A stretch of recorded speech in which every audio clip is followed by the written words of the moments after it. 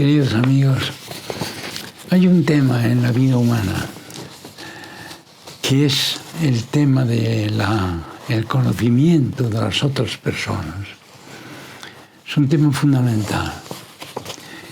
Y a esto vamos a dedicarle hoy un poco de tiempo.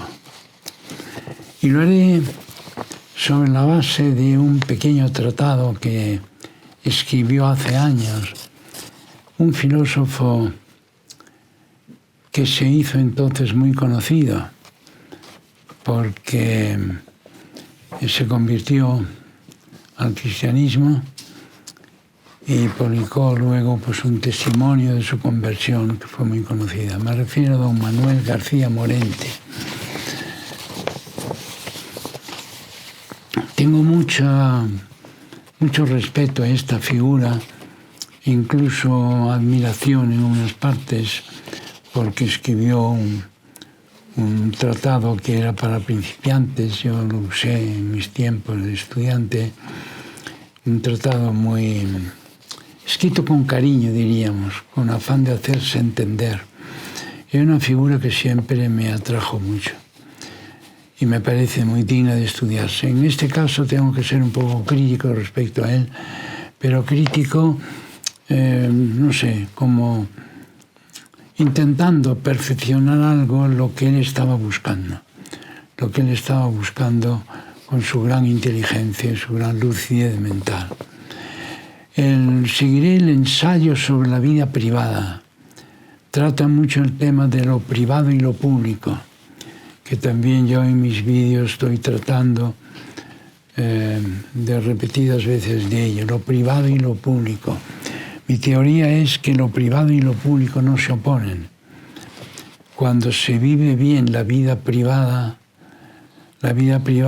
influye sobre la pública y viceversa. Son complementarios. Lo privado y lo público son complementarios. Se dice a veces la religión es algo privado de cada persona. Pero hombre, si la religión, hablo de la cristiana, lo primero que nos dice, amaos unos a otros.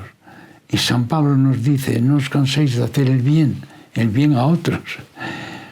Pues realmente se ve que la religión de privada en el sentido de opuesto a lo público, eso no tiene nada, es al revés. Es estar creando comunidad. Por lo tanto hay que estudiar muy bien lo que es lo privado y lo público. Pues bien, García Morente también se planteó esta cuestión. Él distingue entre vida privada y vida pública, pero no determina con claridad en qué consiste cada una de ellas y cuáles son sus relaciones mutuas, la vida privada y la vida pública. En la línea de su maestro Ortega y Gasset, don José, piensa que las almas son en absoluto impenetrables. Son frases de él. Las almas son en absoluto impenetrables. Lo mismo que los cuerpos físicos no pueden ocupar el mismo lugar. De ahí que las personas no puedan conocerse en lo que tienen de íntimo y peculiar, de propio y único. La total compenetración de dos almas, dice Morente, es imposible. Y lo mismo, por tanto, la vida privada. A esta se opone la vida pública, que es el conocimiento que se tiene de otra persona desde fuera, por la función y el oficio que ejerce y el papel que desempeña. Se viene a decir, conocemos a una persona por su aspecto público, cargos que tiene, actos que realiza en la sociedad, etc. Pero lo profundo, lo íntimo, eso no se puede conocer.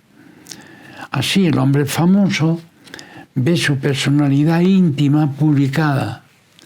Pero se dice a veces, yo mi intimidad la quiero conservar, pero a veces se despersonaliza porque se convierte en cosa pública, sale en los periódicos, diríamos.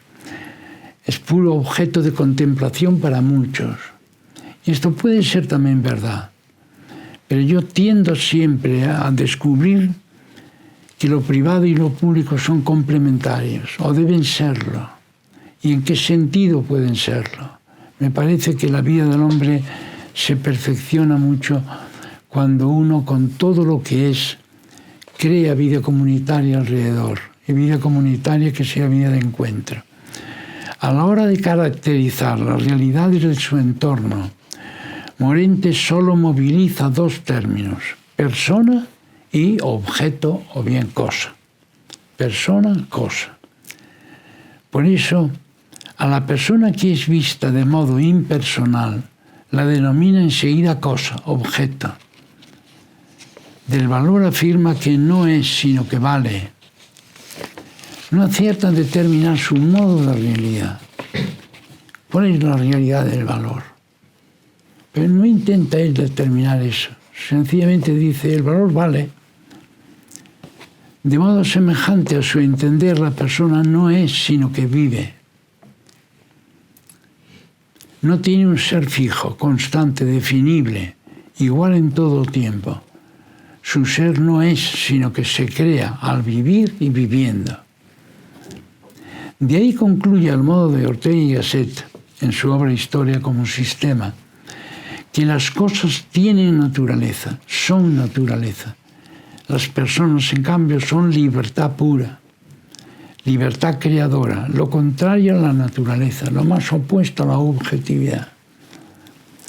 Vean, yo en cambio intento siempre hacer ver que lo objetivo y lo subjetivo se complementan, no hay oposición. Puede haberla cuando no se viven bien estos términos. Morente advierte con sagacidad que cuando dos personas se relacionan, no son dos objetos los que se vinculan, sino dos mundos. Dos mundos. Y eso es verdad. Cada uno tiene su mundo de preferencias, su mundo de intereses, qué sé yo. Cada persona es un mundo. Cuando se relacionan dos personas, no son dos objetos los que se relacionan, sino dos mundos. Bien. Pero ahora sigue diciendo, al relacionarse una persona con otra, cada una de las personas se alteran porque, claro, la relación hace que nos cambiemos en alguna manera, porque acusamos el efecto de la relación. Por eso él dice que no es posible conocer a otra persona, porque nunca podré conocer las variaciones que en su mundo ha producido mi llegada. Por lo tanto, yo quiero conocer a Enrique, que es un amigo mío, pero si viene Enrique a verme y empiezo a tratarle, etcétera, pues ese contacto con él nos altera a los dos y ya no nos conocemos como somos, sino que ya nos hemos cambiado. Bien. En sentido riguroso, dice Morente, puedo conocer de otra persona lo que hay en ella de despersonalizado o bien cósico. Claro, si una persona obtiene un cargo, si una persona hace un viaje, todo eso lo puedo conocer. Hay biografías, qué sé yo, enormes, ¿verdad?, de Mozart o de Bruckner o de qué sé yo, o de Le Corbusier. Y uno va, ¿qué es lo que te dicen ahí? Te dicen acciones que realizó, obras que hizo, etc. Pero su interioridad, diría él, tú no la conoces. ¿Es esto verdad? Yo no lo creo, pero vamos a verlo un poquito. Al relacionarse las personas una con otra, como acabo de decir, se alteran, cambian más o menos, y entonces Morente dice, pues nunca podré llegar a conocer las variaciones que en su mundo produjo mi llegada hacia él, mi contacto. En sentido riguroso, puedo conocer de otra persona lo que hay en ella de despersonalizado. Si hago un viaje, pues puede afectarme a mi vida, pero nunca tanto que cambie mi personalidad. Eso es algo, decía él, cósico. Es como un hecho, me pasa, pero no me afecta a mi intimidad. Esto no es cierto, porque todo lo que estamos haciendo en la vida nos afecta. Y nosotros afectamos a quienes tratamos. Bien. Entonces él dice, Bien sé que en muchas personas el elemento externo, lo común de muchos, lo tópico, lo social, las convicciones y reacciones, etc., predominan hasta el punto de reducir a la nada, o casi la savia de la verdadera personalidad. Él viene a decir, hay personas que se reducen a lo que hacen, pero interiormente parece que no tienen nada. Y por eso también el trato y relación pública, el que relaciona entre sí la parte no personal de las personas, es el tipo frecuente de trato y relación. Bien, el que viene a decir es que conocer la intimidad es imposible.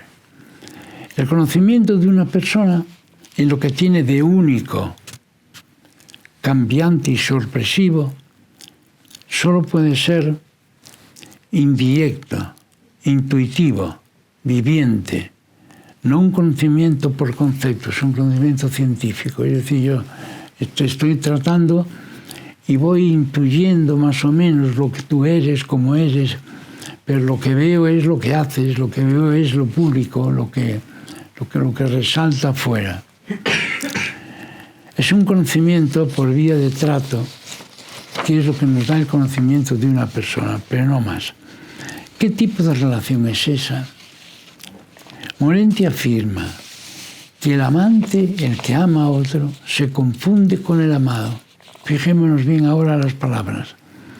Él dice se confunde, pues la finalidad del amor es la confusión completa de las dos vidas, la fusión de ambas en un solo ser viviente. Una absorción mutua en la que desaparece la distinción del yo y el tú. Esa fusión quiere ser exclusiva. El resto del mundo no interesa a los amantes, sino en tanto que converja a alimentar su amor, es decir, su perfecta comunidad vital.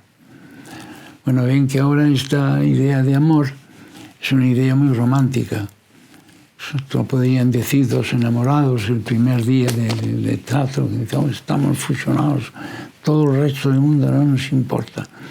Yo pienso que esta orientación no es buena. Hoy no lo puedo explicar todo, pues sería muy largo.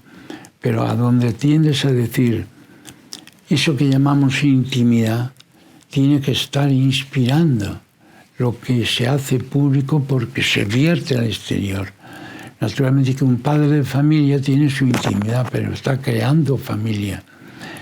Y entre su intimidad y la familia que está creando debe haber una intercomunicación.